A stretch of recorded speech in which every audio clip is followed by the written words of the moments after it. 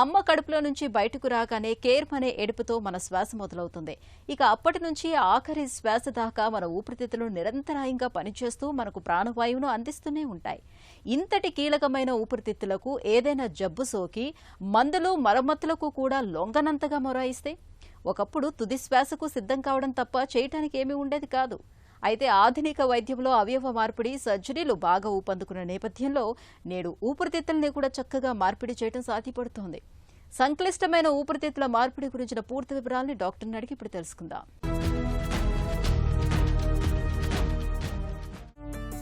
మన శరీరంలో ఊపిరితిత్తులకున్న ప్రాధాన్యం ఏంటి? ఊపిరితిత్తులు అనేవి కంటిన్యూస్గా మనిషి పుట్టినప్పటి నుంచి కాలం తీరే వరకు పనిచేస్తూనే ఉంటాయి. నిమిషానికి 12 సార్లు మనం శ్వాస తీసుకుంటాము యావరేజ్గా. అదే మనం ఎక్కువ పరిగెత్తినట్టయితే 20 నుంచి 30 సార్లు వరకు తీసుకుంటాము. ఇంకా సిక్ అయినట్టయితే నిమోనియా వచ్చినా ఏఆర్డిఎస్ లాంటివి వచ్చినా సరే 40 నుంచి 50 సార్లు తీసుకుంటాము. మంచిలో చెడులో మనకి తోడు ఉండేది ఊపిరితిత్తులు అన్నమాట. ఊపిరితిత్తులతో పాటు గుండె కూడా కంటిన్యూస్గానే పనిచేస్తూ ఉంటుంది. సో మ్యాక్సిమంగా అవుట్పుట్ ఇచ్చేది అనేది ఊపిరితిత్తులే. తక్కువ ఎనర్జీ తీసుకుంటూ చాలా ఎక్కువ అవుట్పుట్ ఇచ్చేది ఊపిరితిత్తులు. మన బ్లడ్లోంచి చెడు గాలి తీసేయటము, దాంతోపాటే మంచి గాలి అనేది లోపలికి ఇచ్చేది కూడా ఊపిరితిత్తులు. టాక్సిన్స్ అనేవి బయటకు వెళ్ళిపోతూ ఉంటాయి. ఇదే కాకుండా బయట గాలిలో ఉన్న చెడు పదార్థాలని బ్లడ్ వరకు వెళ్లకుండా ఫిల్టరేషన్ అనేది చేసేది కూడా ఊపిరితిత్తులు. దానివలన మనం ఊపిరితిత్తుల్ని చాలా ఎక్కువగా కాపాడుకోవాలి, జబ్బులు రాకుండా చూసుకోవాలి, స్మోకింగ్ కూడా ఆపేసి క్యాన్సర్లు అవి రాకుండా చూసుకోవాలి. ఊపిరితిత్తులకు వచ్చే సమస్యల్లో ఏవి ప్రమాదకరం? ఊపిరితిత్తులకి సాధారణంగా ఆస్తమా, సిఓపిడి లేదా ఇంటర్స్టిషియల్ లంగ్ డిసీజ్ అంటే ఊపిరితిత్తులు గట్టిపట్టం. ఇదే కాకుండా టీబీ అనే ఒక ఇన్ఫెక్షన్స్, నిమోనియా లాంటి ఇన్ఫెక్షన్స్ ఇవి కూడా వస్తూ ఉంటాయి. ఇది కాకుండా గత 5-6 సంవత్సరాల్లో మనం బాగా ఎక్కువగా చూస్తుంది కరోనా వ్యాధి. కరోనా వ్యాధి రావడంతో కూడా నిమోనియా రావచ్చు, లేదంటే ఊపిరితిత్తులు గట్టిపడవచ్చు. ఇవన్నీ జరుగుతూ ఉంటాయి అన్నమాట.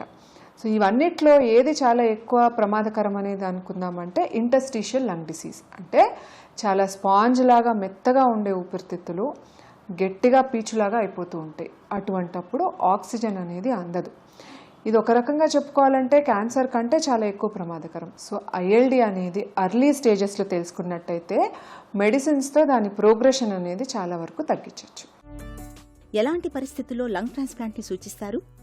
ఊపిరితిత్తుల మార్పిడి అనేది మనము ఇంటర్స్టిషియల్ లంగ్ డిసీజ్ అంటే ఊపిరితిత్తులు గట్టిపడినప్పుడు పీచులాగా అయిపోయినప్పుడు ఆక్సిజన్ అనేది గాలిలోంచి బ్లడ్లోకి సరఫరా కాదనమాట.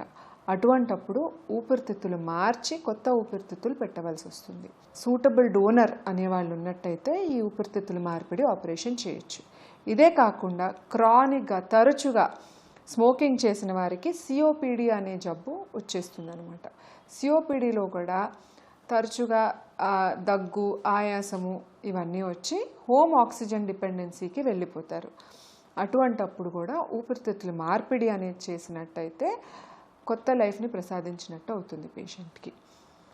సిస్టిక్ ఫైబ్రోసిస్ అనే ఇంకో వ్యాధి వల్ల కూడా మనం ఊపిరితిత్తుల మార్పిడి చేయాల్సి వస్తుంది. లంగ్ ట్రాన్స్ప్లాంట్ సిస్టిక్ ఫైబ్రోసిస్ పిల్లలకు కూడా చేయబడుతుంది. ఈ మూడూ కాకుండా ఆఖరికి పల్మనరీ హైపర్ టెన్షన్ అనే వ్యాధి అంటే కాళ్ళ వాపులు రావటము, ఆయాసం ఎక్కువగా రావటము 20 to 30 years ఏజ్ గ్రూప్ వాళ్ళకే ఇది ఎక్కువగా ఉంటుందన్నమాట.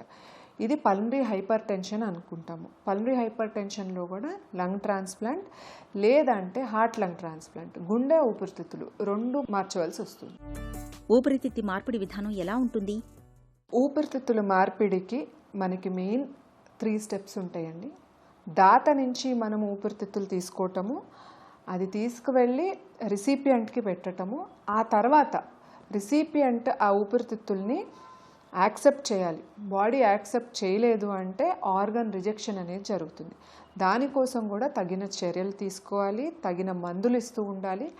Time to time pulmonologist, lung transplant pulmonologist అనేవారు బ్రాంకోస్కోపీస్ అనేవి చేస్తూ ఉంటారు. సో దాత నుంచి మనం ఊపిరితిత్తులు తీసుకోవాలంటే ఇదంతా ఒక సెంట్రలైజ్డ్ ఆర్గనైజేషన్ జీవన్ దాన్ అనేవారు చేస్తూ ఉంటారు. అన్ని రూల్స్ అండ్ రెగ్యులేషన్స్ ప్రకారమే వెళ్తాయి. Police enquiry through police Jeevan Dan ద్వారానే మనము ఊపిరితిత్తులు అనేది డోనర్ నుంచి తీసుకోగలుగుతాము. కానీ రిసిపియంట్ ఈ ట్రాన్స్ప్లాంట్ అవ్వటానికి ఫస్ట్ జీవన్ దాన్ వారి దగ్గర రిజిస్టర్ చేసుకుని ఉండాలన్నమాట. So blood group matching, height matching ఇవన్నీ చేసుకున్న తర్వాతే దాత ఊపిరితిత్తులు రిసిపియంట్కి ఇవ్వగలుగుతాం. లంగ్ ట్రాన్స్ప్లాంటేషన్ సురక్షితమైన సమస్యలు ఏమైనా ఎదురవుతాయా? లంగ్ ట్రాన్స్ప్లాంటేషన్ అనేది ఈ మధ్య కాలంలో లాస్ట్ 8 to 10 yearsలో ఇండియాలో చాలా వేగంగా జరుగుతోందనమాట. ఇప్పటి వరకు మన దేశంలో దగ్గర 1200 ట్రాన్స్ప్లాంట్స్ జరిగినాయి వేరియస్ సెంటర్స్లో.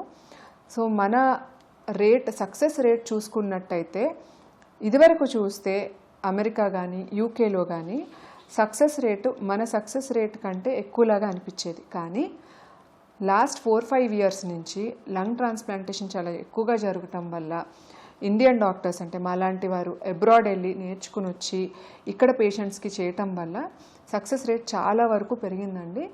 1 year సక్సెస్ రేట్ అబ్రాడ్ కంటే ఎక్కువగా కనిపిస్తుంది. 80 to 90% 1 year తర్వాత పేషెంట్ బాగా ఉన్నారు. 5 years సక్సెస్ రేట్ 60 to 70% కనిపిస్తుంది. మార్పిడి చేసిన అవయవాన్ని తిరస్కరించే ముప్పును ఎలా నివారిస్తారు? లంగ్ ట్రాన్స్ప్లాంట్, హార్ట్ ట్రాన్స్ప్లాంట్ ఇవి ఎలాగంటే అన్రిలేటెడ్ డోనర్ నుంచి తీసుకోవాల్సి వస్తుంది. సో బాడీ ఎట్లా రెస్పాన్స్ ఇస్తుంది అనే దానికి మనం ఎక్కువ టెస్టులు చేయలేము. Only blood test, blood grouping, cross matching అనేవి కొన్ని చేసుకుని ప్రిలిమినరీగా విదిన్ 6 hours ఆర్గన్ తీసుకోవాల్సి వస్తుంది. సో ఆర్గన్ రిజెక్షన్ కాకుండా మేము ట్రాన్స్ప్లాంట్ పల్మనాలజిస్ట్ కానీ ట్రాన్స్ప్లాంట్ సర్జన్స్ కానీ చాలా వరకు జాగ్రత్త తీసుకుంటాము. Size matching, blood group matching ఇవన్నీ చాలా జాగ్రత్తగా చూస్తాము. తర్వాత సర్జరీ క్లోజ్ అయ్యేటప్పుడు కూడా చెక్ చేసుకుని లంగ్స్ మ్యాచ్ అయినాయా లేదా చూసుకుని క్లోజ్ చేస్తామన్నమాట. ఆ తర్వాత ఇమ్యునోసప్రెసివ్ మెడికేషన్స్ అనేవి ఇస్తూ ఉంటాం. అంటే బాడీ కొత్త ఆర్గన్ని రిజెక్ట్ చేయకుండా మెడిసిన్స్ ఇవ్వబడతాయి. ఆ మెడిసిన్స్తో ఒక్క ప్రాబ్లం ఏంటంటే ఇన్ఫెక్షన్స్ చాలా కామన్గా వస్తాయి. ఇప్పుడు లంగ్ ట్రాన్స్ప్లాంట్ సక్సెస్కి ఆర్గన్ రిజెక్షన్ కాకుండా ఎంత ఇంపార్టెంటో ఇన్ఫెక్షన్ రాకపోవటం కూడా అంత ఇంపార్టెంట్. అందుకనే పేషెంట్కి మేము కొన్ని జాగ్రత్తలు చెప్తాము, తీసుకోవాల్సిన ప్రొఫైలాక్టిక్ మెడికేషన్స్ కూడా చెప్తాము. ఊపిరితిత్తి మార్పిడి తర్వాత జీవనశైలి ఎలా ఉండాలి? మేము చూసిన వరకు పోస్ట్ లంగ్ ట్రాన్స్ప్లాంట్ పేషెంట్స్ నార్మల్గా ఫ్యామిలీ లైఫ్ గడుపుతూ ఉన్నారు సక్సెస్ అయిన వారు. So time to time vaccinations తీసుకుంటూ లంగ్ ట్రాన్స్ప్లాంట్ రిజెక్ట్ కాకుండా మందులు వాడుకున్నట్టయితే immunosuppressive medicines, time to time biopsies కూడా చేస్తూ ఉంటామన్నమాట. రిజెక్షన్ అనేది కనిపిస్తుందేమో అని చూడటానికి బయాప్సీస్ అనేవి కూడా చేస్తూ ఉంటాము. సో దాని కొరకు కూడా వెనక్కి మీ ప్రైమరీ ట్రాన్స్ప్లాంట్ డాక్టర్ దగ్గరికి వచ్చినట్టయితే రిజెక్షన్ అనేది ముందు చూపుతో చూసుకుని ఇమ్యునోసప్రెషన్ అనేది పెంచడం జరుగుతుంది.